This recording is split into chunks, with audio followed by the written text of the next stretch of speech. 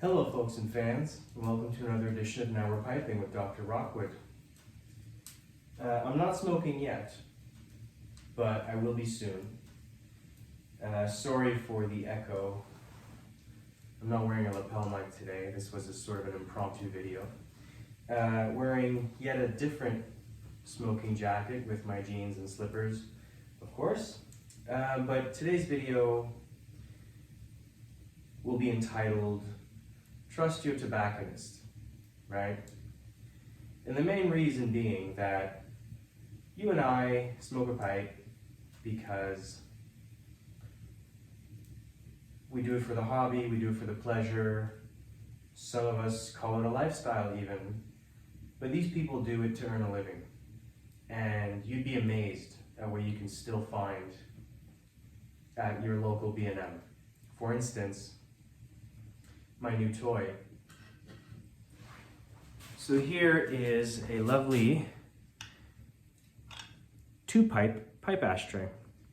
So I've got my Claude Ramin, I believe it's my Élan pipe. No, it's my Flare. Loaded up with some GLPs, Quiet Nights, and it's a two-pipe ashtray, but if I'm smoking by myself, I've got room to put in a lighter, a pipe tool, and some pipe cleaners on the other side. And if I got a buddy coming over, then, you know, they can just share in the ashtray. This thing cost me maybe, I don't know, 30 bucks or something like that. No one was buying it. It was covered in dust, just sitting at the back of the pipe shop. Excuse the tassel there. It was just sitting on the back of a shelf at my Tobacconist. And, you know, I'm fortunate enough to have a very good tobacconist here. It's called Cigar Man, and I go to the Lansdowne Park, or the TD Place location. The original one was up Bank Street, so they got the location at Lansdowne, which is really close to where I live, in the Glebe, and then there's another location in Westboro. Now this is all in Ottawa. Of course, you're probably not going to have Cigar Man where you are, unless you live in Ottawa. But I've been there enough times, they know me, they pretty much give me the key to the pipe cabinet and to, you know, their tin cabinet, their tin humidor, and just let me explore. And, you know, through them, I've become a wealth of knowledge, and I've imparted that knowledge many times actually to their customers. I'm not paid by them. I do it because I love it, and I just feel at home there. So I was going through one of their shelves, and I noticed that beautiful ashtray, and I asked the tobacconist about it. And then one of the people working there pointed me to another one. It was a Peterson's ashtray, and it came with a cigar stand.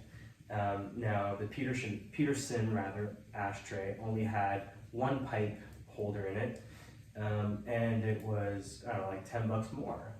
You know. Now this thing, it's a no-name. Well, I don't know if it's a no-name. Hang on, let me see.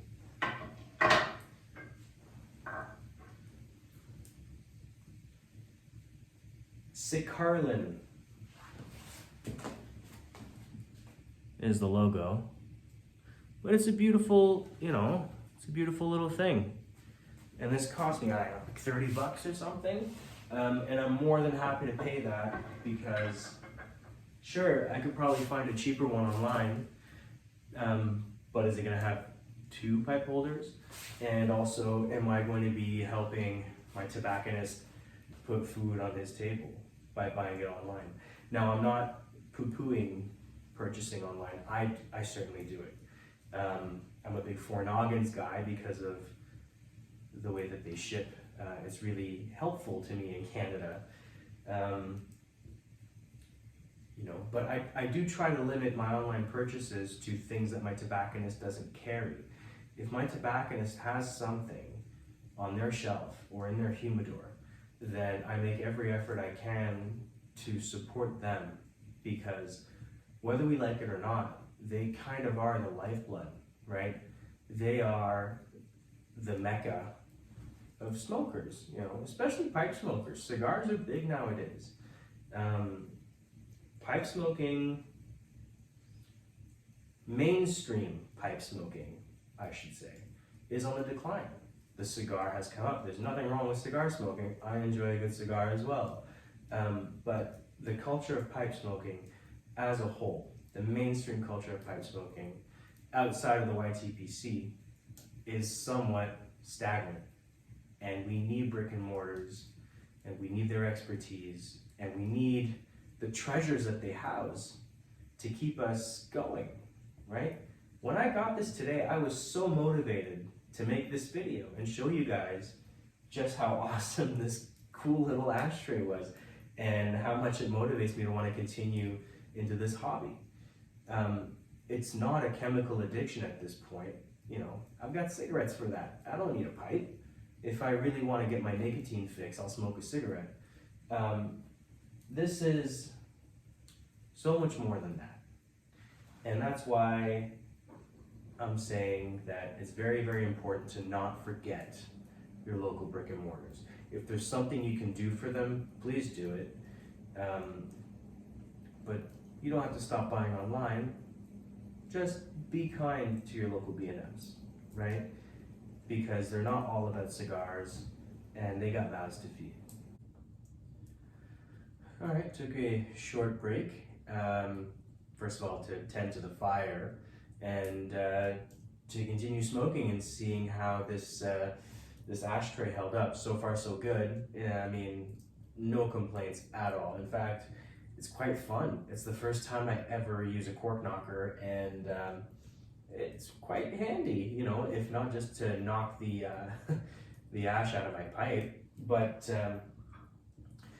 to wipe the tamper on my Rogers Gentleman's smoking knife here, because whenever I'm outside and I do my charring light and I tamp it down, and then after I do my true light, there's nothing to wipe it on, and I don't want to always wipe it on the sole of my boot. You know, it's minus 30 out here in Ottawa, and the boot's covered in salt and snow, so I always end up just doing this with my thumb, and then I end up with this big black ashy thumb, and it's not pleasant, and then this thing goes in my pocket, and you know, we don't want that. Whereas with this thing, I just kind of give it a quick little wipe on the cork, and it pretty much takes care of it. I know it's not much, you know, but it's the simple pleasures. And speaking of the simple pleasures, I am pairing my GLP's Quiet Nights with a lovely single malt scotch in this beautiful Czech Crystal whiskey tumbler.